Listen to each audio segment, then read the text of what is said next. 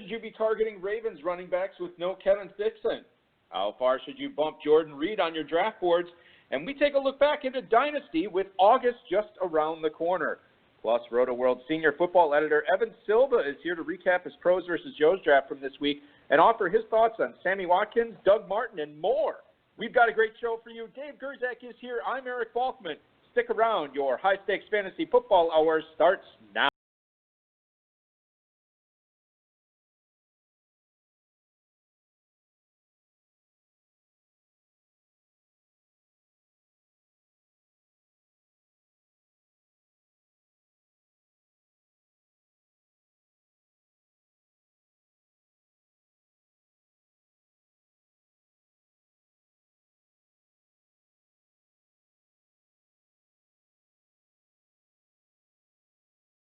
Broadcast live and heard around the world, you are now listening to the most entertaining hour of radio on the planet. It's the High Stakes Fantasy Football Hour presented by MyFFPC.com with your hosts Eric Balkman and Dave Gerzak. The High Stakes Fantasy Football Hour is your home for football analysis from the best fantasy players in the world. And now, because no one else was available, here are Eric Balkman and Dave Gerzak. I don't like to dream about getting paid, so I dig into the books of the rhymes that I made. Thanks a lot, Rob. Salutations, all you Balkaholics and Gerzak addicts. Welcome to the latest episode of the High Stakes Fantasy Football Hour presented by MyFFPC.com right here on the Fantasy Sports Radio Network. I'm your slightly above average host, Eric Balkman, and my co-host is the patron saint of fantasy football, the Dizzle, Dave Gerzak. Coming up on tonight's show, what running back you should be looking at in the Giants' backfield, what NFC South receiver is due for a breakout, and Evan Silva, the senior football editor for Rotoworld, drops in to talk about his pros versus Joe's draft, why he likes Terrell Pryor, and much, much more. Shout out to the chat room right now. Feel free to post any questions you might have in there. However, if you want to connect with us on Twitter, you can do so at HSFF Hour, at Eric Balkman, or at David Gerzak. This evening, of course, Evan Silva is on Twitter at Evan Silva, and Rotoworld is on Twitter at Rotoworld. You can post on our Facebook page at facebook.com/HSFF Hour. If you want to chime in and talk with us, give us a call at 347-426-3682. That's 347-GAME-OVA. You can also email the show at the inbox at highstakesfantasyfootball@gmail.com. If you have any questions for us, now is the time to send them. We'll try to get to all of our chat room questions, tweets, and emails in fantasy feedback later on in the show. A lot of stuff to get into tonight. Very exciting night that we get not only one of the biggest names in the industry out there as far as fantasy analysts go, but a guy who actually just drafted his pros versus Joe's draft, and a guy who had a very compelling pros versus Joe's draft, did something, Dave, that I've never seen before, waiting on RB2 until round 14. We're going to talk to him about that. Oh, yeah, you know what? I forgot all about that whole thing. How did you forget about it? It just happened a few days ago. Oh, you're talking about the waiting on a running back thing. Not his whole draft. I'll start remembering it. It'll all come back to you once we start going. Yeah, he's the guy who waited on a running back, too. Okay. Yes, I got exactly. All right, I'll check it out. I want to remind everybody to register for your rooms at Planet Hollywood and make sure you get in at the FFPC main event if you haven't already. $1.7 million prize pool, and you can definitely still jump in. More teams are being sold every day, and 10 or 20 different draft times to choose from as well. Check that out at myffpc.com, where you can also register for high-stakes leagues, dynasty startups, best balls with 100% payout for double-ups, classic, super flexes, a ton of stuff. Bulky, you obviously cannot take off a jacket and talk at the same time. And you know what else? I just need a break, so we're going to take our first break here. When we come back, we're going to have Evan Silva right after this. You're listening to the HSFF Hour right here on the Fantasy Sports Radio Network. Welcome back to the High Stakes Fantasy Football Hour. Eric Balkman and the Dizzle, Dave Gerzak. My sweatshirt is off now, so Dave, I can actually do two. You know, people always said, my wife says to me all the time, you can't do two things at once. Just perfect example of me not being able to do two things at once. I like your flapper and cap. Thank you very much. You're pretty hip. Well, listen, I certainly I certainly appreciate that. What does that say, Zephyr? Yeah, Zephyr. Zephyr Hats. Zhats.com. Check it out. Cool. This is actually owned. It's actually pretty cool. I don't know. It's actually owned by an FFPC player, this company. Really? Yeah, so you can check that out at Zhats.com. I actually like it. Zhats.com. Yes. What was that? 5-letter domain name. That's pretty Yes. impressive. Yeah. Well, there's not no dashes or any crap? no dashes. This Wow. is just. In fact, it's right on the brim. Look at the brim. Dhabs.com. It's right on there. Well, if they have to promote this on the brim, I don't know. Am I not wearing it high enough? Should I perch it up higher? It's all like faded out and. Well, that's cork. This is the cork. This is cork right here. The cork brim. Yeah, cork brim. Wow. Well, it's very cool. This is great radio. This is are you guys all seeing this? Speaking of great radio, Dave, if you go to rotoviz.com/podcast, there's a new high stakes lowdown out this week. Zach Jarrows, Shane Gray, and Nelson Sousa all on this week's high stakes lowdown. Interesting because Zach Jarrows and Shane Gray will be drafting in the Pros vs. Joes, which you can listen to Sunday night right here at 8/7 Central, HSFF hour. We will be broadcasting 2 hours. I'll tell you who's all participating in that at the end of the program, but that's when our next episode will be. Zach and Shane will be part of that. They talked about their strategy there. Had an interesting bit of research that they did in order to prepare for this draft as well. So it's a good listen. Nelson Sousa's on there. Check it out, rotoviz.com/podcast. I know you already listened to it several times. Excellent work, Balky. Well, thank you very much. You really bring the A game for that one. Well, that's what they tell me. Evan Silva is coming up here shortly. Before I bring him on, Dave, a lot of news going around the NFL that I think it's important to get to. And I do want to thank Football Guys, Rotoworld, and Draft Sharks and of course, Rob, our mutual friend and producer, as well as Bryce, our audio engineer, who are getting all your questions to us right as we speak. But Rob also helped prepare this rundown. Big news this week in the Baltimore backfield. Kenneth Dixon is actually going to be sidelined for the regular season after undergoing surgery on his MCL. I also heard it was reported as a meniscus repair. It was not a trim. It was a repair, which is going to knock him out. You know what? Speaking of meniscus, Alex, my partner, he just got a meniscus repair done. He, however, will be... is that what it was? Meniscus for yeah, Alex? The prognosticator. He just had it done on Monday, and he was back up on his feet Tuesday, and he will be at the main event. No injuries, no limitations, so he's in good shape. Unlike that guy, he's coming back right away. well, he's also not taking the pounding of an NFL Whatever, season. Balky, just move on. All right. He's more of a man than this. So Kenneth Dixon obviously out for the rest of this season. You're not going to be looking at him to help you in the main event or in Football Guys.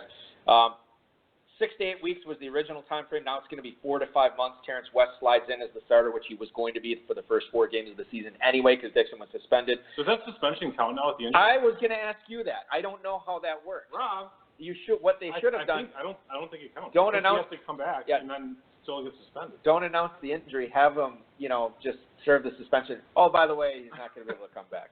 I think that would be against some sort of rules. They might have to forfeit like a 3rd-round pick or something. It might even be higher than that. So my question: At least if it was the Patriots, it'd be a 1st-round pick. If it was Patriots, it'd be a lot more than that. This is the Ravens. They're in with Goodall, so they wouldn't even probably get a penalty. They'd probably be like, "Look, guys, don't do it again."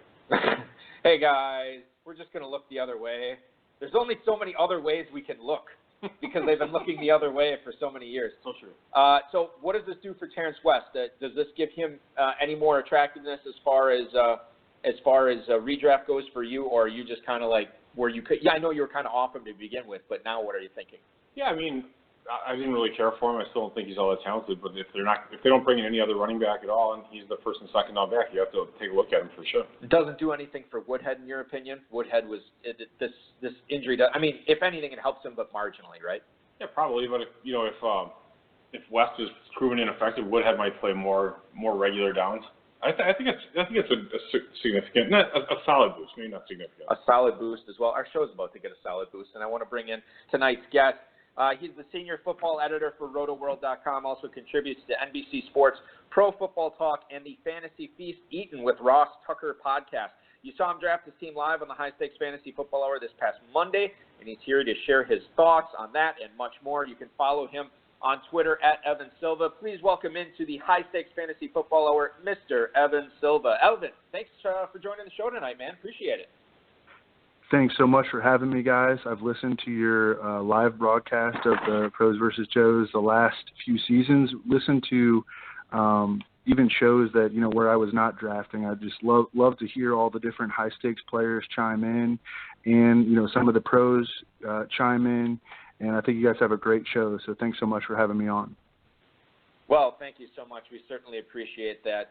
It's wonderful to not only have you on, but be able to discuss this draft with you, which we're going to get to in a second. But I think a lot of the listeners out there would want to know sort of how you got started in the in the football industry and how you've made it to where you're at with Rotoworld NBC today. And actually, tell us a little bit if you majored in like English or anything like that. You know what I mean? Like there was some writing in your background. No, I majored. I went to Marquette, which you guys are Wisconsin guys, right? Yeah, Marquette, sure baby. Yep. Jeffrey Dahmer's hometown right there. Yeah. It's a few blocks away. Yeah, Jeffrey Dahmer and Evan Silva.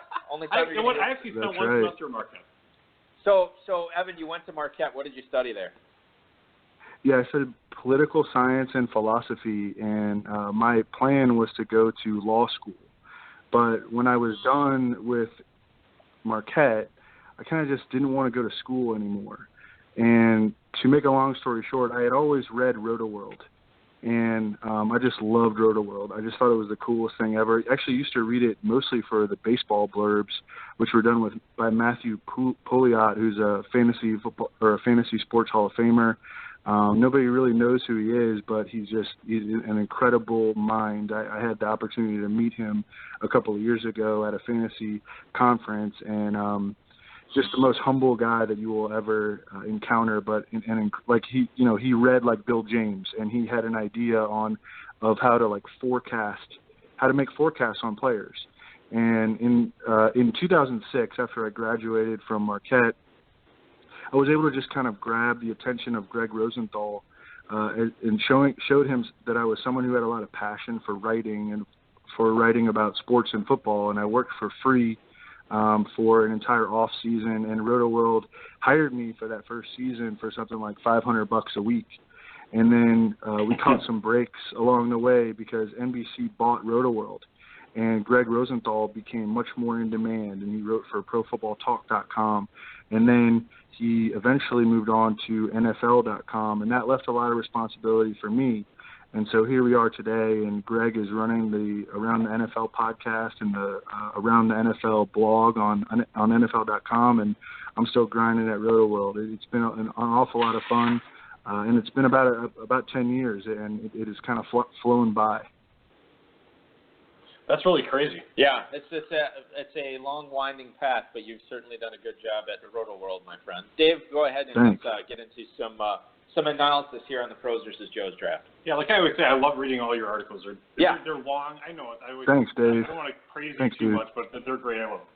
Anyway, so we saw your draft Monday night, and the question on everybody's minds, well, yours was the most noteworthy draft. I would say for Monday night for sure that was the one that had everybody buzzing, and not to say that like everybody thought, oh, this was terrible. There were a lot of people that said like, oh, this is an interesting way to attack it for sure. Yeah, I actually in the end I really liked it. We talked about how we liked it. So you waited until the 14th round to draft the second running back. So what happened? So entering the draft, I tried to think to myself, what, if any, edges I bring to the table over my competition in a draft like this, because it's really stiff competition, especially the draft that I partook in. And I thought that one of the edges was probably my knowledge of depth charts, like the bottom of depth charts and guys who can maybe ascend, because it's something I really pay close attention to. And I'm not sure that everyone else does it quite as closely, at least to the extent that I do, because it's a full-time job for me, and personnel and depth charts have always been something that really appealed to me even back when I was a little kid. So when I got the 1.02 pick, I knew I would get David Johnson or Le'Veon Bell. And I thought that where I could apply this possible small edge about knowing depth charts pretty well to this draft. And so I decided pretty early on that I was going to wait on my second running back for basically as long as I possibly could and try to build strengths at all the other positions, because I knew I'd have a strength in my RB1 slot, and I wanted strengths at tight end, at quarterback, and wide receiver.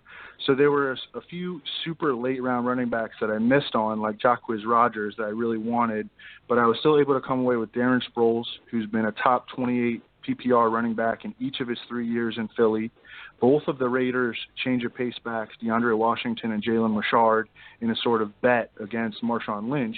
who hasn't been an effective NFL running back since 2014, and Shane Vereen, who was the RB26 in PPR leagues in 2015 before he dealt with a bunch of injuries last year, and he has really weak competition in general in the Giants' backfield in Paul Perkins and Wayne Gallman, and then I rounded it out with Jerick McKinnon and D'Angelo Williams, who were just kind of, super late round dart throws.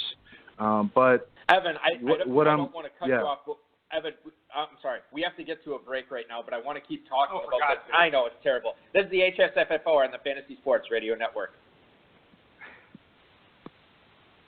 The HSFFO rolls on here. Eric Balkman, Dave Gerzak chatting with Rotoworld.com's Evan Silva, senior editor for their football package over there. A lot of great stuff, Dave. You know I play all fantasy sports. I'm a big fan of baseball, big fan of basketball. Rotoworld's got it all. It's great. Now that we've ruined Evan's Well, you know what Evan, this is great before the break that Evan was talking about trying to use his knowledge of the depth charts in the NFL to his advantage to try to make sure that you could wait as long as you possibly could on RB2, which I think you did a good job. And you were talking right before the break about why you added Rashard, Washington, Vereen. Talk a little bit more about that Vereen pick there, why you think he might be a little bit undervalued. Yeah, again, he was the RB26 in PPR leagues in his first year with the Giants 2 seasons ago. He had some horrible injury luck last year. He tore his triceps twice, suffered a concussion, but he was still really active when he played last season. He averaged 13 touches per game, and he played over 50% of the Giants' offensive snaps in his 5 appearances with 1 start. Vereen's ADP right now is in the 60s to 70s range in best ball leagues, and I think he's basically a lock to smash that in terms of return on investment. And the fact that Paul Perkins and Wayne Gallman look pretty underwhelming suggests to me that Vereen has a lot more upside than people think, especially in a Giants offense that is really built to feature the passing game after they signed Brandon Marshall and they drafted Evan Ingram in the first round. And, Shane Vereen, I think, is certainly their best passing game back, so he kind of fits the offense. Evan, the other interesting aspect of your draft was going in the second, third round, going Greg Olsen in the second, Jimmy Graham in the third. So obviously with the tight end premium format, it makes sense. You saw 2 other teams in this draft take 2 elite tight ends right away, just like you did. You knew that you would be taking either Bell or Johnson with the 2 pick, and then you were going to wait on your second running back. Did you also plan on taking those 2 elite tight ends early? Well, first of all, I really don't love the second, third round turn this year. It makes things really tough because I like to draft at 1.01 or 1.02 to get David Johnson or Le'Veon. But then you have to come back and draft at the second, third round turn, and I think it's difficult. I would have taken DeMarco Murray there for sure. I would have taken Jordan Howard. I would have taken Jay Ajayi. But all those guys went before me, and I didn't love what was left for me near that second, third round turn. So I settled on just hammering tight end there with the tight end premium scoring so I could ideally save roster spots at that position. I wanted to draft 3, not 5, which has been problematic for me in the past in this format and something that I wanted to avoid. So I took Greg Olsen and I took Jimmy Graham near that second, third round turn, and I think both those guys have great shots at big years. And then I wrapped up my tight end position way later with Ben Watson, who I think is a pretty nice sleeper this year. Yeah, Watson was actually – he's one of the most picked up players in the dynasty leagues that I see, the dynasty league where they talk about players being picked up. Well, remember, he was pretty big coming into last season when he left New Orleans, coming off that big year, coming to Baltimore, and then he obviously had the Achilles injury right away, and he never got to see it. But now he joins the Baltimore offense where there's, again, a lot of openings for opportunity for people to make a name for themselves there, and Watson certainly is a guy that, not a bad way, Dave, to spend a late round draft pick in this draft. So we're going to beat this Kenneth Dixon crap news to death here. So here we go again. That's right. So please tell us, Evan, what round would you be good with drafting Danny Woodhead in an FFPC format now that we know that Kenneth Dixon is expected to miss the whole season? I think it's a really good question and one that I would have answered much more confidently 2 days ago before Joe Flacco was diagnosed with an injured disc in his back. And NFL Network reported that he could miss up to 6 weeks, which is, of course, week 1. And I think Flacco is the key to all this. With Woodhead, with Jeremy Maclin, who I actually took in the Pros versus Joes draft, and I'm pretty excited about this year if everything goes correctly. People think of Flacco as a big-arm, deep-ball quarterback, but he's been a check-down machine, man. I mean, last year Dennis Pitta led all NFL tight ends in catches, and if you combine Dennis Pitta and Kyle Juszczyk's receptions last year, they caught 123 passes combined. Those are targets that Woodhead and likely Ben Watson, who we discussed before, are going to inherit. And thinking back to Ray Rice, Flacco has always been a progression-reading quarterback who's been very willing to check down to his back when his receivers were covered. Colin Kaepernick, who the Ravens might have to sign if Flacco's injury proves serious, is not a progression-reading quarterback, and that's evident in how Frank Gore's catch totals fell off a cliff when Kaepernick took over in San Francisco, and Ryan Mallett is just terrible. So this is very much dependent on Joe Flacco. Let's say we know we're going to get, 14 games out of Flacco. I think that Woodhead, with his PPR upside, and of course his age, he's 32, and his injury history all considered, I think he'd be worth a 6th to 7th round pick in an FFPC draft. That is an amazing, great answer. Yeah, okay, very. I would just be like, 6. Well, that's my analysis.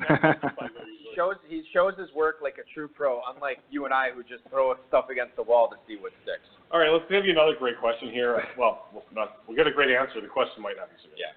So you had your pick of the litter of great fifth-round wide receivers in this draft, including Martavis Bryant, my man Tyreek Hill, Jamison Crowder, Devontae Adams, Willie Snead, Crabtree, Emmanuel Sanders, and Stephon Diggs. But you took Terrell Pryor. Why did you take Pryor over all those other guys at 502? So this was maybe my hardest choice of the draft. I had just started off my run of 6 receivers. I ended up drafting 6 receivers in a row with Larry Fitzgerald, who's super consistent. I mean, he's going to give me 6 to 8 catches pretty much every week. And so I wanted to go with a higher variance pick for my next receiver. And of all those wide receivers that were available, I think that Pryor might have the highest ceiling of them all. And I love all those receivers, by the way. But Pryor is a physical freak. He actually weighed in at 6'5", 240 at his pro day coming out for the supplemental draft in 2011. He ran his 40-yard dash in the 4.3s. He tried to play quarterback for a number of years in the NFL, and he just couldn't cut it. He wasn't a good enough passer. So he converts to wide receiver last year, and he goes over 1,000 yards on the Cleveland Browns. He had 5 different quarterbacks throwing him the ball. They completed under 60% of their passes combined. And now Pryor goes to a Washington offense that lost Deshaun Jackson and Pierre Garçon and offers a ton of opportunity and ranks 7th in the NFL in pass attempts last year. And whereas last year's Browns quarterbacks couldn't reach 60% completion rate, Kirk Cousins has completed almost 70% of his passes the past 2 seasons. And Pryor and Cousins worked out together this offseason, and Pryor also worked out with Antonio Brown and Randy Moss. So I like Terrell Pryor from a data-driven standpoint, and I also like him from a narrative standpoint because I'm legitimately buying that he wants to be great, and I'm buying him from an upside standpoint, and that's what I was looking for after making Larry Fitzgerald my wide receiver 1. That totally makes sense. And plus, Pryor's on that 1-year contract, too, so that always makes a big difference. And so is Kirk Cousins. They're in this together. Yeah. Yeah, exactly. It's the hookup contract here, Dave. You know a ton about these guys, so let me give you a little trivia question. How many years age difference is Terrell Pryor and Dez Bryant? Without looking it up, I would guess about 1.5 years. It's 6 months, and right now they're both the same age technically. Okay. So 0 is the answer right now. Just crazy. That's because we were just, no, that's one of the least important things that you should have to know. Right. So thank you for all the other information, and now Balky will ask you a legitimately decent question. I do have a legitimate decent question, but before that, Evan, I want to ask you just the strategy of Pros versus Joes. How much did it play into this Pryor pick, knowing that, okay, look, I'm either if I finish second or anywhere between 2 and 12, I get the same prize. I got to finish first in order to win the 2018 FFPC main event team. So you look at Pryor, was it a matter of not only the upside that he presented, the physical freakness, I guess you could say, that you brought up that Pryor has, but maybe the potential of the unknown. As you look at the rest of these guys, we kind of already saw what they did with their teams at least last year or the year before. Pryor's the only one of these guys in a brand new situation who is still, you would think on the crescendo, like still going up in his career. How much did that play into the pick that you went with Pryor over those other guys? Yeah, that pick actually came down to Stephon Diggs and Terrell Pryor. and I think that Terrell Pryor has more upside. So, 100%. We're talking with Evan Silva from Rotoworld.com, the senior football editor there. You can check out all his stuff at Rotoworld.com as well as at Evan Silva on Twitter. Let's talk a little bit about Doug Martin here, Evan, because this is a guy that I would say he's entering the polarizing category here as we get into the season where we're trying to decide how we feel about certain players. Now, you look at Martin. He's going at the 701, or he went at the 701 in your Pros versus Joe's draft. Is that a good spot for him? It seems like we're getting more and more positive news about Martin every single day. What's your opinion on him this season? Yeah, he sort of falls, for me, into this middle round running back category where I don't want anything to do with those guys, and that was kind of reflected in my draft where I just took Le'Veon and then waited until the 14th round to take another running back. I think that one of these middle-round running backs will likely have a really good season. But it's Spencer Ware facing competition from Kareem Hunt. It's Eddie Lacy and his P90X training, which isn't the way that NFL players train for seasons. And it's Lacy facing competition from Thomas Rawls and C.J. Prosise, and it's C.J. Anderson, who faces the toughest schedule in the league and behind poor run blocking, and it really hasn't been good outside of a few games with Peyton Manning. And now he's facing competition from Jamal Charles. I think was the next point that Evan was going to say if I could finish his thought. Evan, are you still with us? I'm still here. I didn't mean to cut out. At its finest. This might be Skype talk radio. That could be the problem. All right, we're having some technical difficulties here with Evan. I'm going to try to get him back on the horn here, Dave. We have not talked much about Doug Martin this year. Your thoughts on him, knowing that he is going to be missing the first 4 games of the season? Some of these guys can still hear Evan talking, and now we can't hear him. So what do you want to do? Do you want to try and maybe disconnect and have him try and call back in? Yeah, that's what he's going to do. But you can talk about Doug Martin here. Well, I'll tell you what.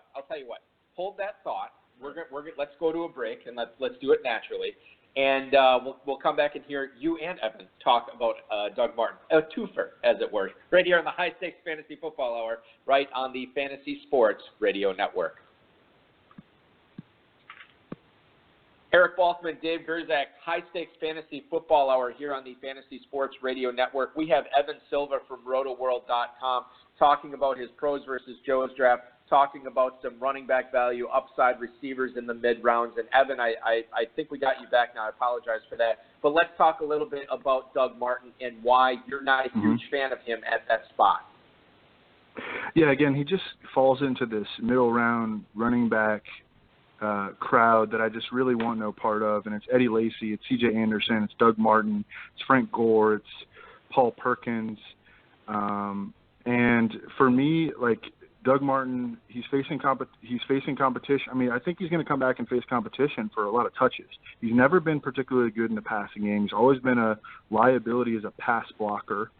And if Jacquizz Rodgers plays well, which by the way, Jacquizz Rodgers played pretty well last season.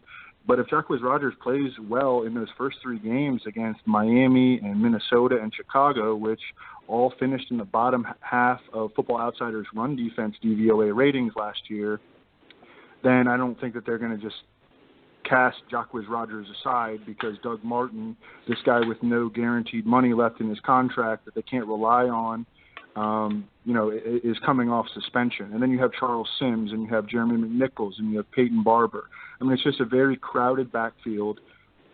And, I would rather take Jacquizz Rodgers in the 15th round than Doug Martin at 7.01, 100 times out of 100.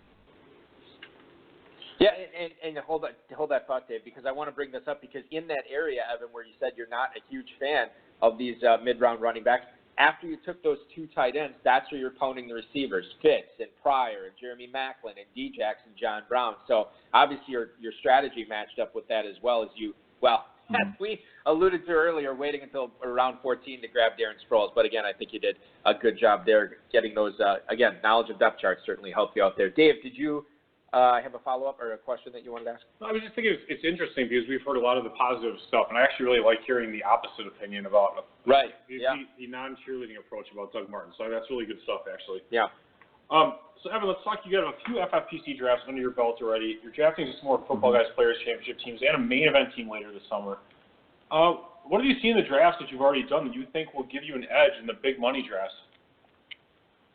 I don't think I have any real big edges on any fields in FFPC. I mean, I have focused the past several years on playing daily fantasy and MFL 10s and MFL 25s, and I've got over 100 MFL 10s and MFL 25s under my belt this season. So my off-season focus has been best ball leagues, and my in-season focus is always DFS. So I certainly don't pretend to have edges on high-level season-long players in the FFPC format because I'm probably not, more experienced than anyone I'm competing against in FFPC leagues. This is my first year. I'm doing multiple FFPC drafts, and I'm upping my stakes with the Football Guys Championship 3-pack and an online main event team. So, I mean, it's definitely exciting, and I'm super excited for it, but I don't pretend to have a big edge on anyone in this format. It's like we prepped Evan to answer this question, before he comes, listen, yeah, I'm Evan Silva, but you're probably going to beat me. So join the FFPC, and you can say you could beat Evan Silva, and then I'll just dominate you in DFS the rest of the season. And you know what? We'll each bring a carrot home. That's how it works. I love it. That's great stuff. Evan, we got a few emails here. We're going to get to at least two of them here tonight from listeners. First one is from Larry in Grand Rapids, Michigan. He writes, do you think Sammy Watkins is being undervalued in drafts right now? Thanks, Evan. Thank you for the email, Larry in Grand Rapids. He is actually going as the 18th receiver off the board in FFPC Draft 7 at the 404 currently. Your thoughts on that spot for Watkins right now? I mean, it's really hard to say anything substantive or, tangible or definite about Sammy Watkins because it's just all predicated on health, and injuries are maybe the toughest thing to predict in fantasy, and everyone is injury prone because this is the most, probably this, I guess, the second most violent sport on the planet behind UFC. So, people are going to get hurt all the time. But Sammy Watkins does have elevated injury risk in all likelihood because of these recurring foot injuries. He had hip surgery at one point.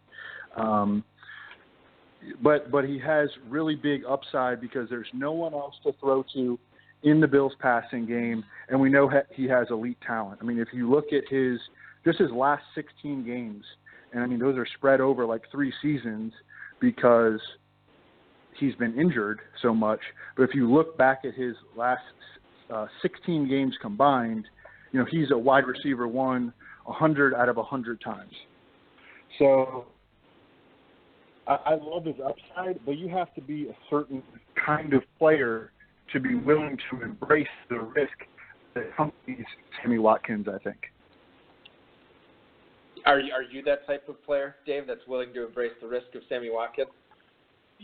Sammy Watkins is one of our big running jokes that we always have. Right, yeah. Our friend Kurt, he's always like, are you taking Sammy Watt? What about Sammy Watt? Right. Watkins just has the look of a player. I've always said this. He just looks like a Pro Bowl wide receiver. He's just got this. He's smooth looking. He's great. He produces, like you said, when he's out there. You know what? I think I will take a look at Sammy Watkins. Well, there you go. But the thing is, where he's getting drafted, I mean, he's in that Tyreek Hill range, and I think I'm targeting Tyreek. That's true. You do like every Tyreek day, Hill. all day. Yeah. And then the prior, actually, the argument there is quite strong, actually, so I'm looking a little more at prior. Let's go to Jim in Santa Ana, California. He writes, what's up, Evan? Are you dinging the Ravens skill guys until we know more how long Joe Flacco will actually be out? Keep up the great work. Love your stuff. That's Jim in Santa Ana, California. Evan, you kind of touched on this earlier, but when you consider guys like, Woodhead in his first year with Flacco, Jeremy Maclin in his first year with Flacco, Rashad Perriman, who can kind of make the case that he's sort of in his first year with Flacco too, since he's been off the field so much, hasn't really been ingrained in the offense yet. How much are you staying away from these guys, or maybe knocking them down a little bit on your rankings and on your draft board?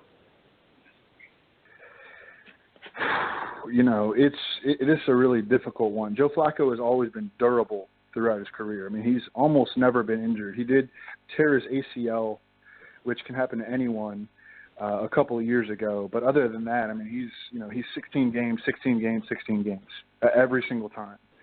And so but he's starting to get a little bit older, and back injuries are scary for anyone, as we've seen with Tony Romo, as we've seen with Mike Williams. It's not just an old guy thing. It just happened to Mike Williams. Ross Tucker, who I do a podcast with, he had a herniated disc in his back, and he's just, very, very ominous anytime that he hears about something along these lines. So, I've definitely backed off drafting, and I'm doing drafts every day, but I've definitely backed off drafting Macklin aggressively. I've backed off a little bit on Woodhead, honestly. And Ben Watson still goes super, super late, so he doesn't really worry me. I still think he's a pretty good value. But Mike Wallace is another guy who would really get hurt if Flacco were to miss time. I hope that we get some clarity. There's only been one truly negative report on Joe Flacco, and that was the first one that came out from NFL Network. Every single other report has been that the Ravens think he will be good after a week of rest. So it's a super tricky situation, but I think it's a really, really big deal whether or not Joe Flacco, and none of us really think of Joe Flacco as, an elite quarterback, even though that has become like a meme on Twitter and on ESPN or whatever. But none of us think of him as an elite quarterback. He is a big difference maker for the players around him. Good stuff on Flacco. Personally, I think that he got injured during they were pulling out that unibrow right in the middle there, and there was a problem. Unibrow is serious stuff, man. You can't mess around with that. All right, Evan, give us an early round bust this year in FFPC leagues and a late round sleeper that you're trying to nab in as many drafts as you can. Late round sleeper for me is J.J. Nelson. We've already seen John Smokey Brown go down in training camp. Just can't trust his health. And even if John Brown is 100% for this entire season, I think J.J. Nelson has a pretty locked-in spot in 3 receiver sets with Michael Floyd gone.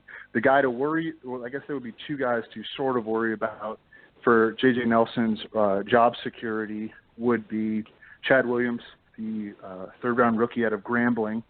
But, again, he played at Grambling last year. Who knows how ready he's going to be. And then Jerron Brown, who, people have always gotten mixed up with John Brown, but he is coming off a torn ACL. So it's not like imposing competition for J.J. Nelson in the third receiver role, and then he has the potential to ascend to the number 2 receiver role if John Brown, again, cannot stay healthy. And Evan, we probably got, I would say, roughly 90 seconds here. But in that remaining time before our next break, a guy that you are staying away from early in drafts in the FFPC. Definitely Ezekiel Elliott right now. I think that no one has a great grasp on how long his suspension is going to be. The Cowboys go from facing the easiest schedule in football to the toughest schedule in football, according to Mike Clay of ESPN's projections.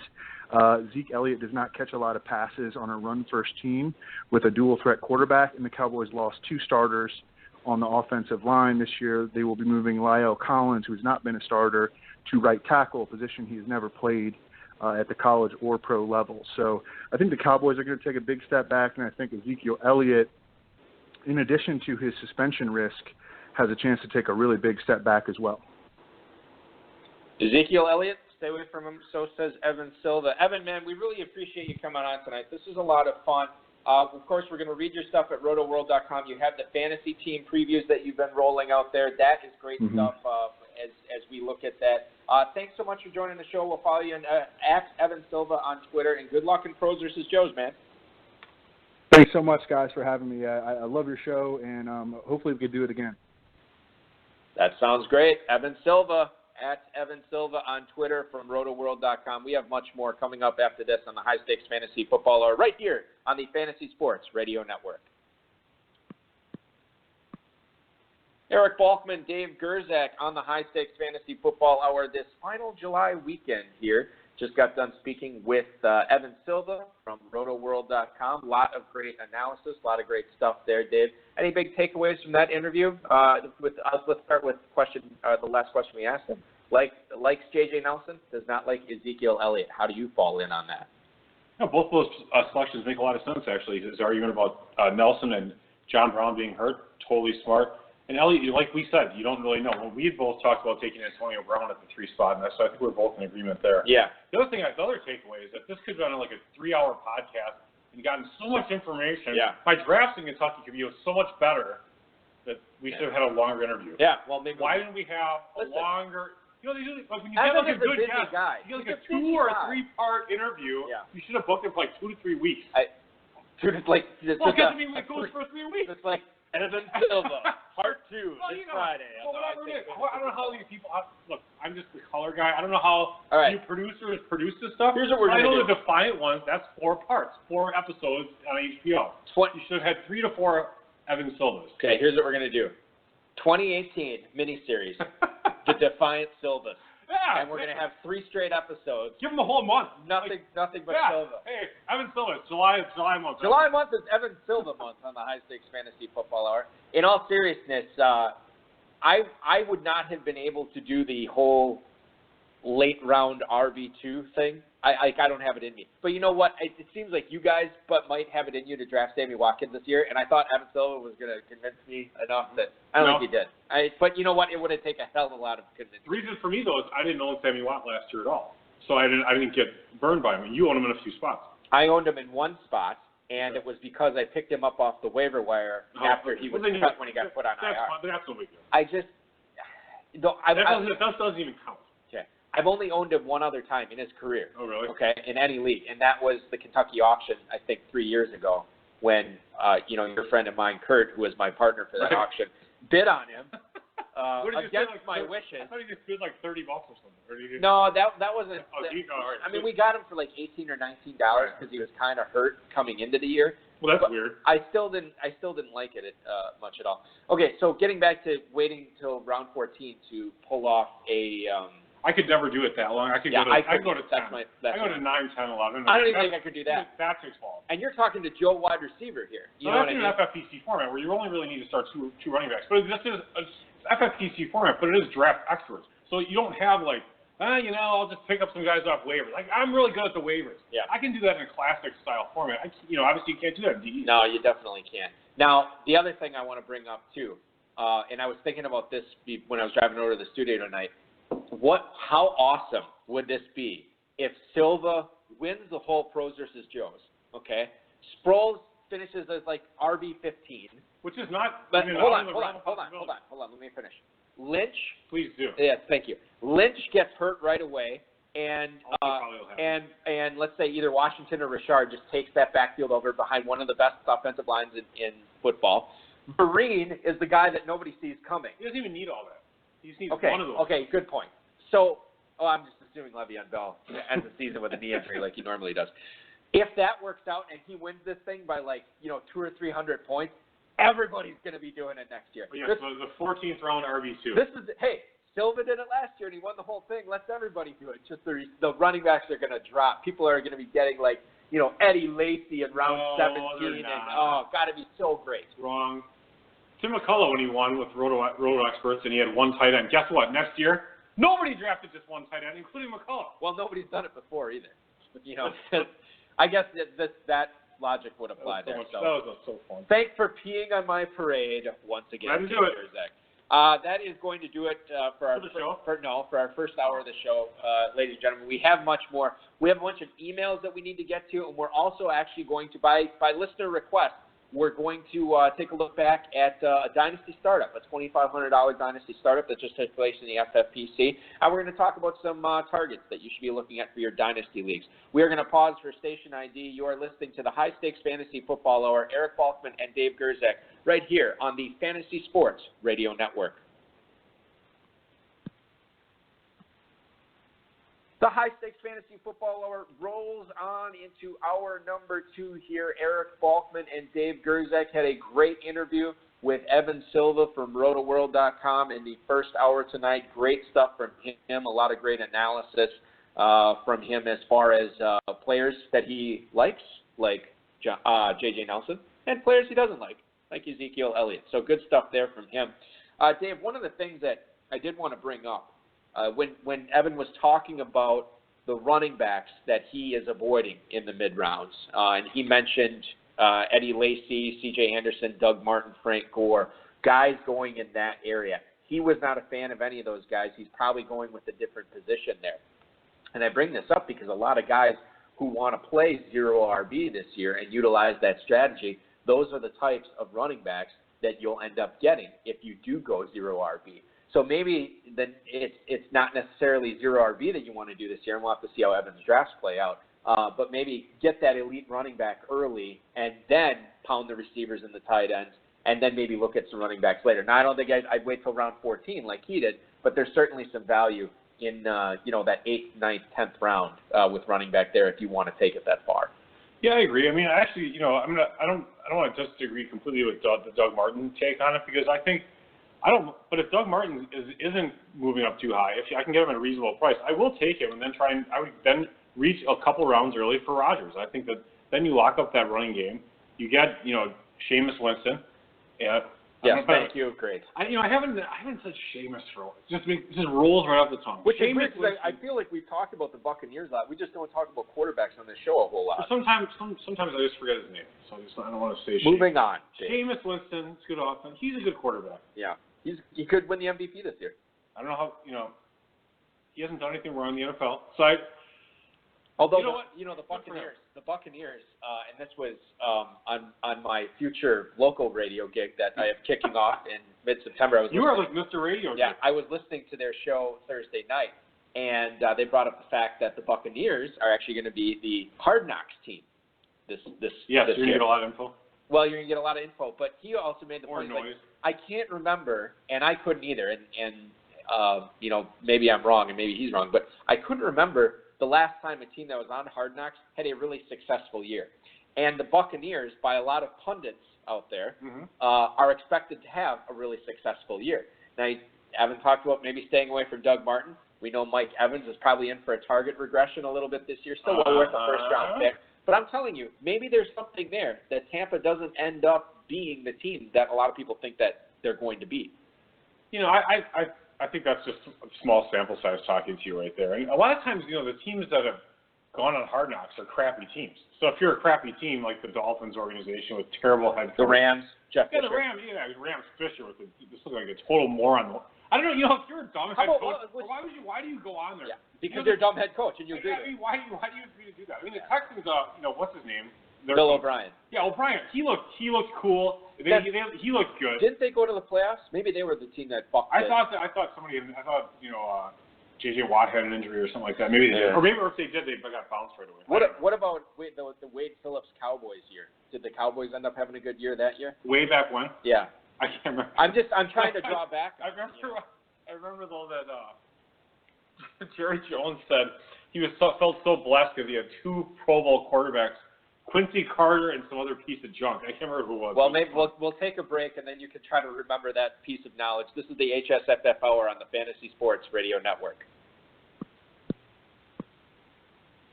Welcome back to the High Stakes Fantasy Football Hour. He is the Dizzle, Dave Gerzak. I am Bulky, Eric Falkman.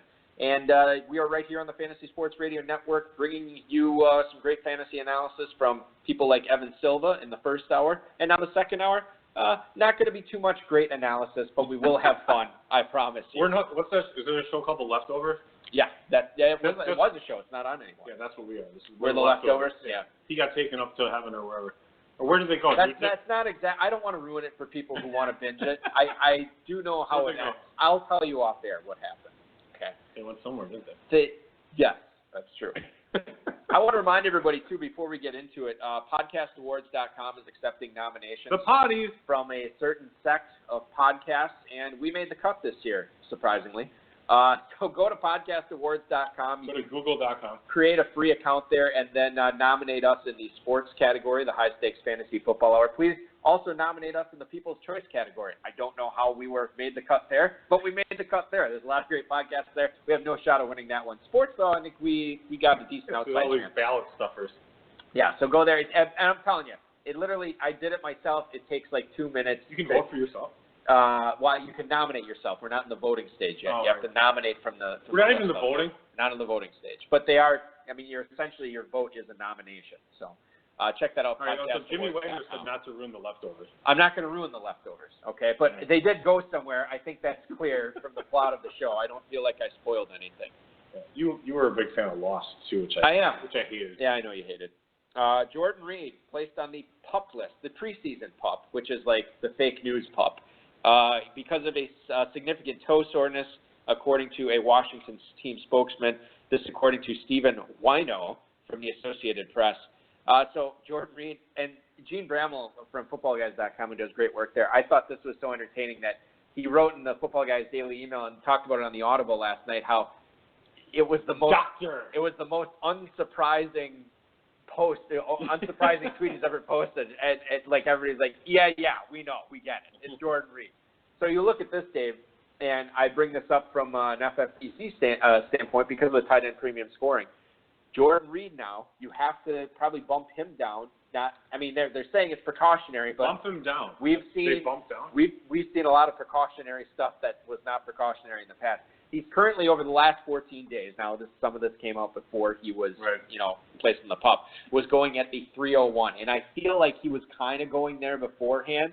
Okay, yeah. But for me, if I'm not taking him, he's dropping off 4 rounds probably. Yeah, that's what I was gonna say. If I'm not taking him at the 301, I'm not taking him anywhere in the third. I might think about him at the end of the fourth, but it's tough, man. It is tough. I don't really like Reed all that much in general. I just don't really care to take a guy who's injured 90% of the time or 90% of the years that he plays. So I wasn't really going to be drafting him in all likelihood unless he fell, and now it's probably even less likely, even at a value. I can pop into a Football Guys draft here and tell you where he went. Oh, a live one that's going on right now? Yeah, sure. What the hell? Why not, Balky? We'll just tell people. We'll just, instead of ADP, we'll give you like live draft results. RDP.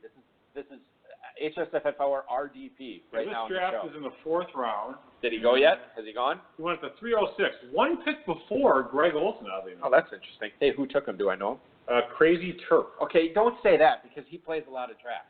Well, then, don't ask me who. Don't ask me who the guy is. I was half talking to myself. Oh, for crying out loud. Oh, hold on. It wasn't Crazy Turk. It was Crazy. Oh, it was Doug, or it was Dave Turk. Yeah. Okay. Fine. Okay. So Reed. No, don't ask me your questions if you don't want to answer. It was rhetorical. I shouldn't have said it. My apologies to Crazy Turk. No one listens to this show. Okay, perfect. Well, I'll tell you what. Nobody was looking to sign this guy about a week or two ago, and now he is with the Dallas Cowboys. His name is Ronnie Hillman. According to a source, he did indeed sign with the Cowboys last night. This reported by Adam Schefter from ESPN.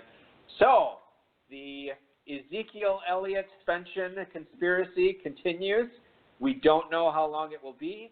Dallas seems like they're prepping for it, and in typical Dallas fashion, they said, we were looking to build running back depth anyway because it was one of the weaker points on our roster. This coming from a team that cut a player right after he was arrested, and then after a case of mistaken identity, they stood behind it, yet they still have Ezekiel Elliott on their team. Just pointing that out, which I think is interesting. So you look at this situation here, Elliott, man, it's got to be 2 games, right? I mean, if you draft him now, you kind of got to be planning on that. If it was me, it would be 6. No, but I mean, like, what if as a drafter, not as NFL commissioner? You got to be. I would actually, if I'm drafting, I'm planning for 3. How far would you bump him down in the first round? We know you would take Johnson, Bell, and Brown ahead of him. Would you take Odell Beckham ahead of him? I don't know. I haven't really thought quite that deeply. I mean, I'd probably look at even Julio too. I might consider, and I saw this happen in the draft the other night. I might consider LaShawn McCoy over Ezekiel Elliott if I'm going running back in the first round. I got Shady McCoy in the Taylor Young league. I'm pretty happy with him. Yeah. Where did you get him? Just curiously. Pick 8. So I mean, I didn't really have a choice with Elliott, but I like. That's good value for McCoy there.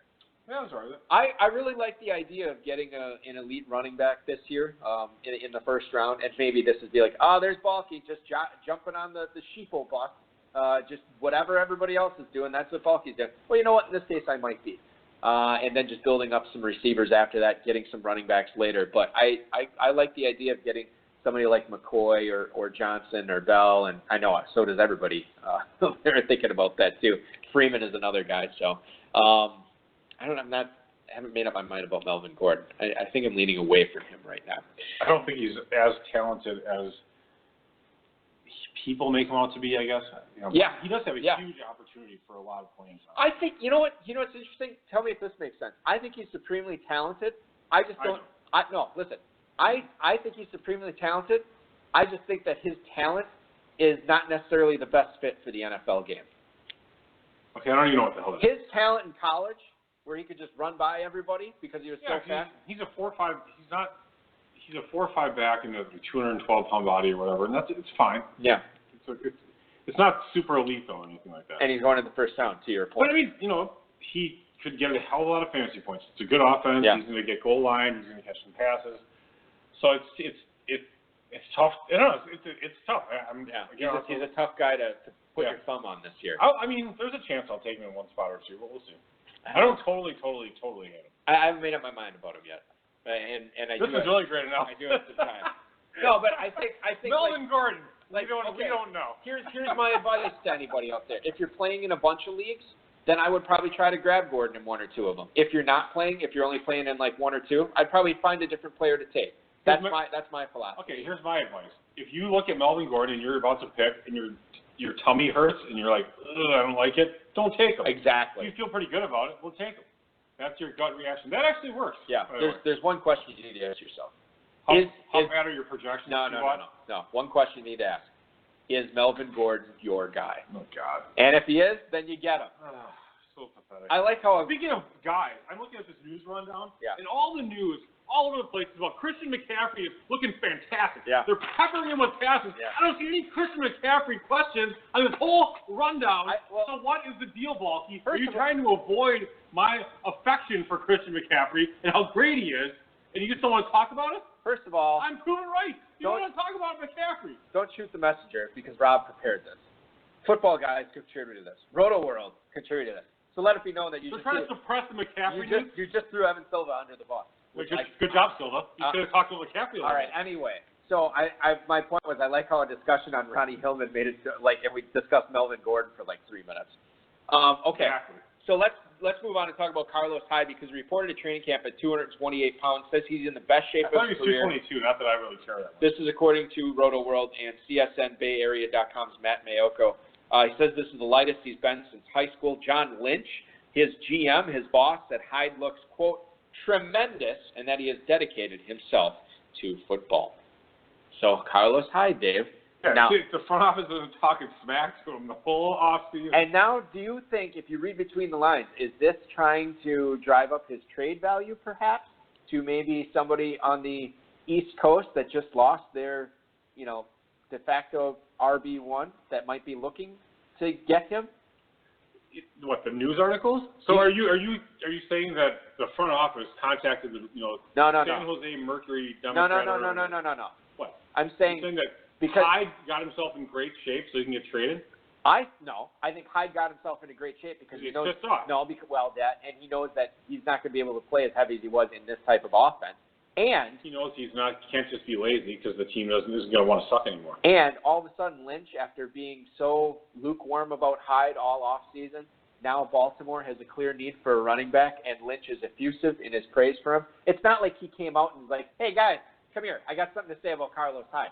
Somebody just clearly asked him about it. He knew somebody would because it's one of the biggest storylines in San Francisco and was very, very glowing and say, oh, he's tremendous. He's dedicated himself to football. That's my point. Good point. Whatever. Okay, so Hyde, you like him a little bit more now, or are you just calling BS on this? I'm calling BS on it. You're calling BS? Yeah. We talked about the fact that with all the talk about Joe Williams, this was like maybe a month ago, all the talk about Joe Williams and all this other stuff, because Carlos Hyde is still probably the most talented running back on the team. Right. And that's still true. I mean, in the fact that he's coming in good shape, I don't mind taking a look at him. Again, if it's not too expensive, I'll take a look at him. I don't think he gets traded. I think he actually starts and has a pretty good season. I don't think Joe Williams is probably going to end up being all that great this year. Probably. I think it's a committee. Maybe, yeah. Like 50-50 or 60-40. If it's a committee, Joe Williams isn't getting the goal line. Right, that's totally true. So maybe I don't like. Granted, they don't get a lot of goal line. Right. We get a lot of goal line on this podcast. We're hitting the goal line of a break right now. Eric Balkman, Dave Gerzak, the High Stakes Fantasy Football Hour, right here on the Fantasy Sports Radio Network. The final weekend of July is here, and we are here for you here on the High Stakes Fantasy Football Hour. Eric Balkman, that's me. Dave Gerzak, that's him. And we're talking about Joe Williams and Carlos Hyde before the break. I'm of the opinion that it might end up being a committee, and like Dave said, if it ends up being a committee, Williams doesn't get in goal line. And like Mint Montana is pointing out in the chat room, Joe Williams doesn't catch passes. So it's clear that there's maybe enough outside that you're hoping for there if you do draft one of these 49ers running backs. Moving on to talk about another running back before we get to your emails here. Duke Johnson, according to the Cleveland Plain Dealers' Mary Kay Cabot, is the leading candidate to replace Andrew Hawkins as the team's top, wait for it, slot receiver, and has a good chance to land the job. Isaiah Crowell obviously being drafted in FFPC drafts as the number 1 running back in Cleveland. Duke Johnson was a guy that a lot of people were a big fan of last year in PPR leagues like the FFPC. Because of his pass-catching ability, he did get a ton of targets last year, finished among the top of the running backs as far as targets went. And you look at Duke Johnson being penalized a little bit this year because he kind of underperformed as far as how efficient he was with those targets. He's not going until the 905 of FFPC drafts right now, Dave. If they are serious about Duke Johnson potentially being the slot, quote unquote slot receiver for Cleveland, it's interesting that you can get him at a mid-9th round price tag. Interesting. Maybe we might have to change his position in FFPC. Let's don't get in. Why do you even open up that can of worms on the show? Like, I'm setting you up to get a good answer from you, and then you're like, hey, let's create some controversy. I might have to look at changing his position. You're going to be the one paying the price when you get a flood of 500 emails tonight saying, like, were you serious about that? Like, if the team changes his position, we got to do it. But I don't think they're going to. I think it's interesting. Yeah, sure. Why not? But they could play him there. I mean, in that role. And he's going to get a lot of targets. That's what we need to know. That would have been an itch that if you wanted to go 0 RB2, or late round RB2, right, to get Duke Johnson in the 9th round as your second running back, you're going to be lower at receiver and tight end if you did it right. So there's certainly something to be said. You got Kenny Britt and Corey Coleman's bad hamstring. Yeah. So I mean, and David Njoku apparently is having problems holding onto the ball in training. You got the dropsies? Dropsies and the fumblies, I believe. He's only 20. Yeah, I'm just saying though. I mean, no, you're right. Okay. I'm just defending my boy. Oh, he's your boy now? Yeah, you know why? Because he went to the best university in the state of Florida. Florida did not go to Florida State University. Let's talk about one of my boys because it's unclear if Eddie Lacy is going to be at 100% when training camp opens on Sunday. Lacy had ankle surgery back in October, obviously limited this spring. This is a report from Bob Condata from the Seattle Times. Condata also said that Thomas Rawls is going to be going with the ones when training camp opens. And listen, if he gets off to a hot start, Dave, it's not going to be good news for Eddie Lacy. I don't think it affects CJ Procise too much, but the fact that Lacy had the surgery back in October and they still don't know if he's going to be 100% when training camp opens in late July, I mean, that's kind of a red flag for me. I'm sorry, Balky. I kind of missed exactly No, that's the fine. final question there. Listen, I know you're trying to keep very busy in the chat room, but my point is it's going to be tough for Eddie Lacy if Rawls gets off to this hot start to become a part of this committee if he is, in fact, not 100% right now. No, it's very true. I mean, Rawls could actually kind of take the job and run with it. But, they did pay Lacy some pretty solid money. I think they want Lacy to have the job. I guess we'll just have to kind of see what happens. But I would still favor Lacy there for sure. Rawls going at Lacy's more of a pedigree player. I agree. He totally is, for sure. Rawls is going at the 13-10 right now. Now, I'm totally on board with that ADP, and I'll tell you whose ADP I am not on board with if he is not 100%, and that's Eddie Lacy going at the 708 right now. And Evan Silva brought that up in the first hour of the program where he talked about, like, look, I'm not a fan of these mid-round running backs, and he mentioned Lacy by name. So interesting stuff there. Hey, you sent in a bunch of emails this week, and we're very appreciative of that. So let's go ahead and do our best to not only answer them, but answer them correctly. If you've got a question for Eric, Dave, or tonight's guest, send them a tweet at HSFF Hour on Twitter. Email the show at highstakesfantasyfootball@gmail.com. Post it in the chat room during the broadcast. Hashtag your tweet with HSFF or just smack Eric in the head. That's highstakesfantasyfootball@gmail.com or at HSFF Hour on Twitter. First email tonight is from Ron in Charlotte, North Carolina. No, excuse me, Don. I can't even read. Don in Charlotte, North Carolina. Now everybody knows that. Hey, guys, how likely is it that we see Devin Funchess take a step forward with Ted Ginn moving on from Carolina this season? Thank you for the email, Don. So Devin Funchess is a guy that a lot of people thought was going to break out last year. It never happened. And he's going currently, I'm not making this up, at the 1911 of drafts right now. So almost right at the very end of drafts. In fact, in some football guys' drafts, he's not even being selected. So you basically literally can get him for free. Now, while, Dave, it is true that Ted Ginn has moved on to New Orleans and he will not be catching the deep ball in Carolina, Carolina still has Greg Olsen, Kelvin Benjamin, Curtis Samuel, and that's pretty much all the weapons, I think.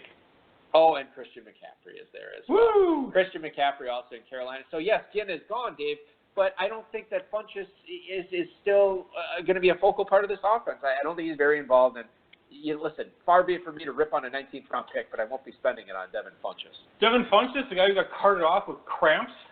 Oh, really? Did he? Is that today? Didn't you hear this? You didn't. Obviously, it's okay. You didn't read my tweets. That's fine. You tweet so much. I don't tweet that often. Okay. Yeah, he had menstrual cramps. He contacted his OBGYN. Yeah. Gave him some Midol, and they said that he should have a hot pad for his tummy. That was my tweet. Oh, okay. Very, haha, very funny. Yes. But yes, he had cramps, and they carted him off. Yeah. What a joke. Okay. All right. Well, I'm actually more upset about Funchess because I actually supported him early on. Right. Because he was a young player, had the size, size, speed, pedigree, and just never really didn't do a whole lot at Michigan. And that, you go back to Rotoworld, this whole thing. They're like, what matters? Productivity matters. If you're a good player, you're a good player. You know what? He's never really been that great of a player, and I should have paid more attention to that. I'm sure I'll make that mistake again, but I'm not going to make it as often. Yeah. Okay. So it sounds like you're totally on Funchess. Yep. I love him. That said, I'm a huge fan of Funchess this year. Let's move on and read Jim in Tifton, Georgia's email. If Matthews does indeed get cut, are you buying the talk that Wendell Smallwood will have a big role in Philly this season? Thanks, gentlemen. Wendell Smallwood, this actually came out this week, too, that they're talking to some of the Eagles players, and they view that Smallwood is going to be a significant factor in the Eagles' backfield this year. Now, that said, you still have Darren Sproles back there. You still have LeGarrette Blount, who they signed, Alshon Jeffrey, Zach Ertz, Jordan Matthews, Torrey Smith, all these guys that were brought in. So, and I looked at the ADP. He's literally not going, but he actually did go in one football guys draft this over the last 2 weeks in the 12th round. So technically his ADP is like the mid-12th, but he's only been selected in one draft. Don't you have to average all those out? That's not the numbers I use. So if a person gets drafted once in the 12th round and doesn't get drafted in 200 other drafts, he's the 12th round. ADP is 12. So anyway, let's That's the high level stuff. I got to get there. It's the highest of high. I feel like Bert Bondy. So, Wendell Smallwood, David. Your thoughts on him this year? Are you staying away from him? You're saying he got drafted once in the 12th round, otherwise it's been undrafted? In football guys drafts over the last 2 weeks. Okay, so 20, he's not going – but he goes all the DEs. Yeah. All the DEs, probably. Yeah. I would look at him in the 19th or 20th round. I don't think that's a terrible pick. Matt Tews, whatever, with 1T. Right. And then Sproles. Sproles is super old. Matthews sucks. Why not? Is your favorite value among Eagles running backs right now still Darren Sproles? Yeah, Sproles is still super cheap. Okay. He's almost free. All right. Not quite free, but he's pretty darn cheap. Right. Which is basically what people have described this podcast as. Pretty darn cheap and almost free. Are you guys on board with Jordan Howard in the second round this year? He seems like he has bust written all over him. That is Sam in Rutherford, New Jersey. Jordan Howard going smack dab in that second round, the 206. Dave, I feel like I am on Team Jordan Howard this year. Are you? No, probably not. Why are you not? Just curiously. I'm fearing the sophomore slump. I don't think the team is that good. I don't like Tucker and whatever Glennon. Okay, let me stop you real quick. Team wasn't that good last year. Right. Offense. I know they're gonna. He's the only playmaker. Well, hold on. And the quarterback, wouldn't you say, was worse last year than Glennon? How do we know? Well, How do you know? Okay, that's a fair point. But Glennon, a career backup, Who has performed all right when he's stepped in and Cutler performed all right over like a dozen-year career. Okay, keep going. Oh, with your other points, I mean. I mean, Howard's not a pedigree back, so I mean, I don't know. He could have a great season. But what is his upside? Is it like the 105 level, 104 level? I guess it is. I mean, that's where he could finish. So your thought is basically. You're very skeptical of a non-pedigree guy with all this stuff going against him, doing it a second year in a row when you could be using a second-round pick on guys that do not have these warts, essentially. Running backs get warts pretty early nowadays. I mean, the third player drafted has warts. He's got a 2-game suspension he's looking at. So it's weird. I mean, even the second running back drafted, Le'Veon Bell, the number 2 pick consensus overall, consistently, he's had some injury issues. So it's funny that everyone's got warts at this point. So I don't know. I don't know. There's some reason I'm just not all that super enthusiastic about it. Yeah. I could be wrong. Okay. Well, you could be, and it'd probably be the third or fourth time in your life or in the past week that you've been wrong. But listen, if you are skeptical on Howard, there's a great number of other ways you can spend a second-round pick in your drafts this year. I think that in a few of mine, I will get Jordan Howard because I like getting that foundation running back. And you can call me crazy, but there's other high-stakes players out there doing it. And I follow the herd, as everybody knows on this show. Whatever. You don't always. No, I do like Howard this year, in all seriousness. We have to get to a break. This is Eric Balkman and Dave Gerzak on the HSFF Hour on the Fantasy Sports Radio Network. You are listening to the Fantasy Sports Radio Network, specifically the High Stakes Fantasy Football Hour. More specifically, Eric Balkman and my co-host, Dave the Dizzle Gerzak, the patron saint of fantasy football. Dave, one of the things that we always love doing on this show is blind resumes, and we got another one. What the hell is that? You always say this every time. I don't remember. What is a blind resume? So someone's applying to work for the show? No. We don't take submissions of resumes. Listen, I read the information, and then you say who it's referring to. Oh, about players? Yes. This is from Rich in Enger, Minnesota. Dear Winky Face and Nom Nom Nom, which I believe is pronounced Nom Nom Nom Nom Nom Nom Nom. Yes, I'm obviously Winky Face. I'm actually proud to be that versus your. Anyway, go ahead. Blind resume. I almost got you to do it. He is the only running back in the NFL to rack up 1,200 total yards and score at least 6 touchdowns in each of the last 3 seasons. Yeah, total yards and 6 touchdowns. 1,200 total yards and at least 6 touchdowns in the last 3 seasons. Okay? There's more. He finished as RB19 after an RB6 2015 campaign. So he was RB6 in 2015, RB19 last year. Currently, he is right in the middle of that, going as the RB12 at the 307 this year. Who is he? That is Rich in Enger, Minnesota. So, Dave, this should be easy. RB12, he's one of the 306? 307. You would think that a guy with this track record, this proven, consistent track record, would be going higher when everybody wants a running back, early on in their draft. Wow. He's fallen in the mid-third. Who is this guy? Actually, I'm totally blanking. First of all, are you? If I'd been doing more drafts, right? Yeah, I would really know this. Now, let me ask you this: knowing what you've heard so far, is this a player that sounds like he might interest you? Is this a player that you feel like, you know what, I'd like to spend my mid-third round pick on him? All that consistency, 1,200 total yards, 6 touchdowns. You're telling me I can get that with a mid-third round pick at running back? Where do I sign? Is that something that might interest you? It might actually. It might interest you. Do you have any guesses as to who this player might be? Chat room, too. Feel free to fire out some guesses. All right, so I'm not looking at the chat. No, they haven't fired any out yet. They're talking about Sproles and Pumphrey, which, by the way, are both incorrect. Yes, okay. I'm just trying to think of. There's not even that many teams that have had running back continuity of this length of time. Can I give you a hint? I'll give you a hint. He was not on the same team for all 3 of these seasons. No, that's annoying yet interesting. Perfect description for me. Oh, man, I'm really honestly kind of clueless on that. All right, he is an AFC running back, and both the teams he has played on in the NFL in his NFL career are both in the AFC. All right, AFC. Lamar Miller? That is 100% God, correct. Why didn't I know that? So why? Because I don't like him. So it sounds like you do like him. It sounds like you're interested. You like a little Lamar Miller. You like that consistency. That's interesting. That's kind of interesting. Okay. That's funny. All right. So, yeah, I thought that was kind of interesting that you see that him put up those numbers in 2014, 15, 16. And he's still going in the third round this year. We don't view him as old.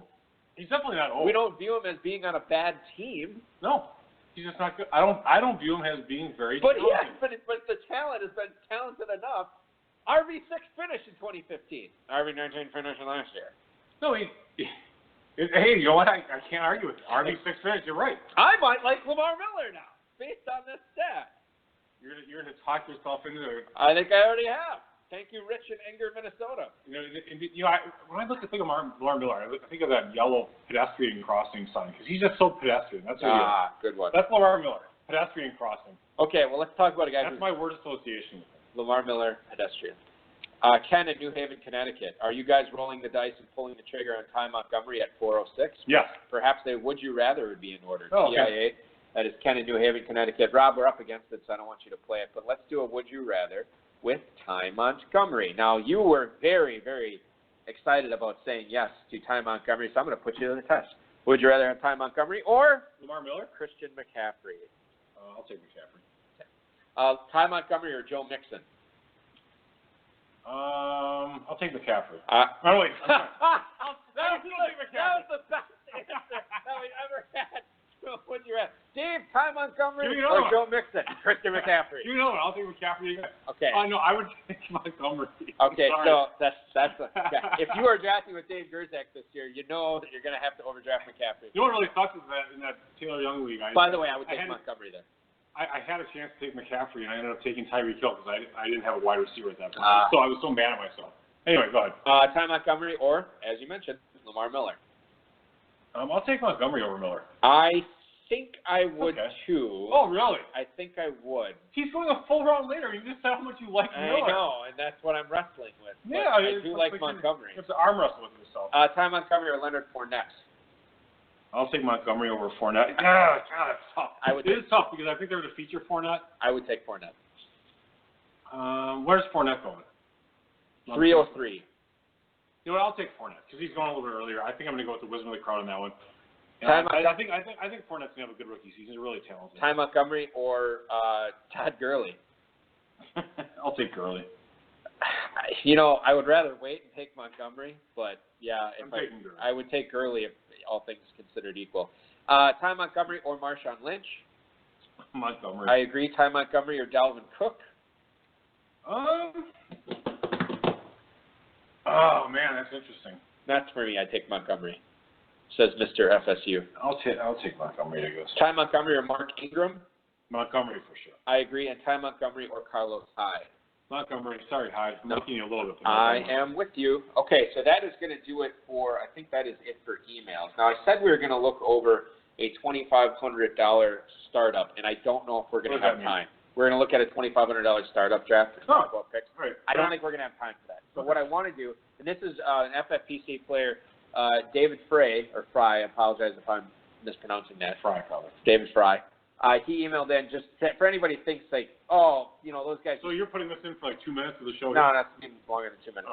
Okay. Those guys, they just talk about whatever they want. No, we actually listen to you. We read your emails. Even if we don't read them on the air, we still read them, so or Rob does. He had to listen to the whole show to get to this. And, yes, he asked that maybe we can take a look back at Dynasty and do some Dynasty analysis. As we're entering August, which is heavy drafting season. But, there's a lot of changes. We have a lot of Dynasty leagues kicking off still. Yeah, a lot. But some of them kicking off tomorrow, I believe. Yeah, a bunch tomorrow, August 5th, August 12th, August 19th. There's a whole bunch of them. Every Saturday in August, you can sign up for myFFPC.com. Most importantly, join a 1250 league because I have two of them, and they both have 7 spots up, and it's really getting irritating because we're still sitting at 7. That is There's a DE and a regular. Okay. So let's talk about, he asked that maybe we could look at a couple player values for a couple of second-year players and then maybe a couple of long-term targets. Now, you don't necessarily roster a whole lot of long-term targets in FFPC leagues because of the short rosters. So we'll help out people who are playing in other formats where you do have deeper rosters, okay? Sure. So 2 names that I'll bring up one name right away, a second-year player that I know you were very high on last year. I believe that you drafted him in some Dynasty leagues last year. And kind of underwhelmed his rookie year, kind of hurt right now, although he says he's been cleared for training camp. Browns receiver Corey Coleman. Now, his value, how has it changed from his rookie year to now? Have you traded him in any of your leagues? Are you looking to sell him, or do you still believe that the cream will rise, as Two-Packer likes to say? I have not I think his value drops slightly, but really not that much, actually. And I'm buying Corey Coleman. If I can get Corey Coleman for anything near a late first, early to mid-second, sometimes, you might be able to get him for early second. I don't think people are really dealing like as if he's a bust at this point yet, but so if you think that 2017 is going to be a rebuilding year for you, you would trade your second-round pick if you get Corey Coleman for him. Yeah, I would look at doing that. And if you are looking to compete this year, I wouldn't trade future picks at all if I'm rebuilding because that's stupid. But what if you get Corey Coleman? It's not like he's super old. Yeah, but I don't like to trade future picks if I'm rebuilding. Why are you trading away future picks if you're rebuilding? You're trading away all the good players. But you're getting Corey Coleman, a guy who went at the 101 pick. He was the what? The 101 pick. He was not the 101 pick. He was like the 104, 105. Okay, well, even still, 104. Well, that's a big difference. I mean, it's a big difference. Okay, so let's say he was the 105. So you're getting him, a guy you still said you're buying. Yeah, I mean, I would consider that if that's my sole choice to trade a future second and my team's rebuilding, sure, I would do that. And if you're a team that is looking to maybe cash in this year, trading your first-round pick next year for Corey Coleman this year would also be something that you would do. I don't know if I would do that. I mean, I would actually rather trade my second-round pick the following year for, like, Fitz and just try and win. Oh, really? Yeah. I mean, why not just take a guy? What if Corey Coleman, you don't know what the hell he's going to do this. Like, right. You know what? You have a pretty darn good idea of what Fitz is going to do this. Yeah. Or you could say maybe is like swap your first for someone's second and Garcon or something like that. That might work for you. Or to just get that final piece. Yeah, exactly. I mean, if you're looking for a WR3, WR4, and you think Garcon's going to get a ton of targets, you give up your first for their second, and who knows? It might only be a difference of 3 spots. You trade away the 112 for his 203, and you're in good shape. Right. Now you have you look at a guy like Derrick Henry, a guy who was drafted in the second round by Tennessee, the heir apparent behind DeMarco Murray there. Last year we saw flashes of him, especially the second half of the season. So it's so funny, by the way, an heir apparent in running back. What type of dumbass team drafts a running back early like this? Right. After signing, it's so stupid. Right. But it worked out for him. They took a big step forward last year. But it didn't. They spent a second-round pick on Henry when they had Murray. And now they have Henry. I don't know. Yeah, but that doesn't. First of all, you don't even know if Henry's good. Right. Now you have Murray. Maybe Murray gets 300 carries this year. You still don't know if Henry's good. Now he's entering the third year. I think we know he's good. I mean, he's reasonably productive. He fared fairly well when given the opportunity last year. So I just think that's Mike Mularkey. Remember, one running back. Mike Mularkey wanted to do the whole exotic smash mouth last year, and that's why he gets. And look, Murray and Henry both had really good years. Really good years. Yes. Well, for as much opportunity as Henry got, he was very efficient with those touches. Well, that's a whole different statement, actually. Well, I don't think it is. You said really good year. Yes, he had a really good year. You said really good year, and being efficient with touches. Those aren't the same thing, by the way. To me, they are. Efficient with touches is not the same as a really good year. Okay. Frank Gore had a really good year. I don't know how he wasn't all that super efficient with his touches. I don't know if he had a really good year. He had a solid good year. He was all right. Anyway, I like Derrick Henry as an overall football player. I don't like that the Titans organization, they pissed away 1 year of Derrick Henry's career sitting on the bench of their team. Well, good for you. Congratulations. You took away a year of this guy's career. He's only got a year older. We need to piss away another break here. High Stakes Fantasy Football Hour on the Fantasy Sports Radio Network. Final segment of the High Stakes Fantasy Football Hour. Eric Balkman and Dave Gerzak coming at ya this final weekend of July. So fortunate to have you listening tonight. We were talking about some dynasty values of both Derrick Henry and Corey Coleman before the break. Derrick Henry with a massive 7.0 points per game. You have to look at the opportunity he was given, which was not a huge one. How did his last few games end up? Look at late in the season. 5.7, 17.8, 5.5, and 13.8. All right. Okay. I thought it was better than that, but he still had two double-digit. Yeah. Okay. Let's just get to the raw numbers. 110 rushes, 490 yards, 5 touchdowns, 13 catches for 137, no touchdowns. So he averaged, 4.9, then you divide that extra 10 carries. So 4.7, 4.8 yards a carry. But almost 10 yards a catch. That's pretty impressive, actually, but he didn't have a ton of them. I'm not going to put you on the spot here. I'm not going to put myself on the spot either because I already have prepared answers to these. Long-term targets in Dynasty. Guys that you can get fairly cheap right now that could pay off big dividends down the road if you do have deep rosters. I'll give you two of mine. Running back, Elijah Hood from the Raiders. He's a guy that will not cost you much. And, again, there's a lot of fluidity in that Oakland running game. I can't believe that Marshawn Lynch is going to factor heavily into the 2018 plans for the Raiders. And behind Lynch, there's not a ton of guys there. So, I mean, there's not a ton of dominant guys there. There are a ton of guys there. Hood's one of them. So he's a guy I would take a flyer on. And hearkening back to my cheesehead roots, I like Malachi Dupree as a guy who could pay off down the road. I don't believe that Jeff Janis is on the team next year. Malachi Dupree was a guy that the Packers drafted late last year, a guy who, by the way, was projected as a first-round pick the year before last by, I believe Todd McShay had him as a first-rounder. So, and he went to LSU, which is not known for its quarterback play. You know who isn't known for their quarterback play in the NFL? Aaron Rodgers, Green Bay Packers. Jordy Nelson will be a year older. I don't know how Randall Cobb, factors into this. He's coming up at the end of his contract. Devontae Adams is in a contract year, so there's a lot of stuff going on with Green Bay right now. Malachi Dupree, with some big plays this year, could carve out a role in that offense going forward. Those are my two, Dave. That's pretty deep. Well, that's what I'm saying. Like, these are long-term, Okay, without any preparation, I would say Chad Williams in Arizona. Yeah, I know you like Chad Williams. I drafted him in 7, 6, 7, 8 out of my 8 dynasty leagues. He was really cheap, actually. I was getting him in the 3rd and 4th round in a lot of leagues. Yeah. And he's being tutored by Fitz. He's got the size and speed. And Fitz is almost for sure gone after this year. Yeah. So he's out of Grambling. And he's got a great size-speed combination. I like Chad Williams a lot. I think he's probably still not that expensive. If you're trying to trade for him, you might be able to get him as a throw-in somewhere else. I don't trust Le'Veon Bell, so I like James Conner. Actually. Yeah, I like Conner too. Conner's another guy that I would agree with you on. Yeah, so Bell's contract is almost, what is it? Who knows? There's always something going on. What are they trying to sign a long-term deal, franchise, whatever, blah, blah, blah. There's a controversy there. I don't really care. All I know is there's a decent chance that they're going to get sick of Le'Veon Bell, and they could get rid of him. And Conner, he's worth a shot. He's not that expensive. It's 3rd round pick. And if nothing else, you can always have the backup develop. Hood, Dupree, Conner, Williams. Those are guys I would look at, and hopefully we helped you out. That is going to do it for the show tonight, ladies and gentlemen.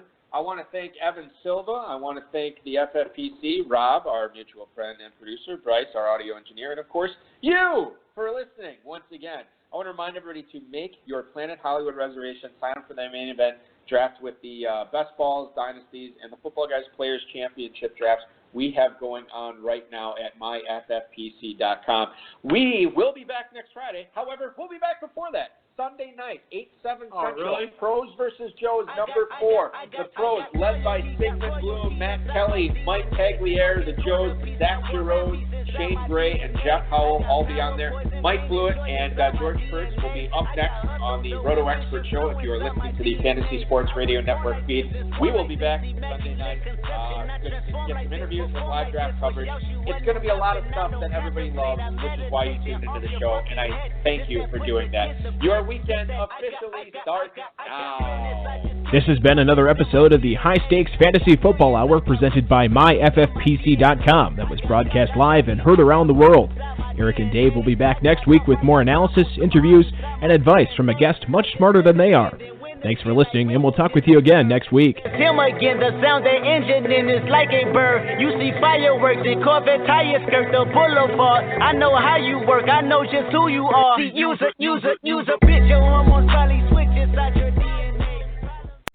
Hi, you've reached the High Fashion Hotline. Hi, my daughter's starting school, and she wants to make a great first impression, like dress to impress. Take her to Old Navy. Old Navy? Yes, all kids' styles are up to 50% off. Get cute tees and active from $5 and jeans from just $10 at Old Navy and OldNavy.com. Up to 50% off all kids' styles? Yep, and Old Navy has a new kids in-store shoe shop. All shoes for kids, like sandals, high tops, and flats are up to 50% off, too. Up to 50% off all shoes? Old Navy, here we come. High Fashion, Old Navy. Valid 7/24 to 8/9. Excludes in-store clearance.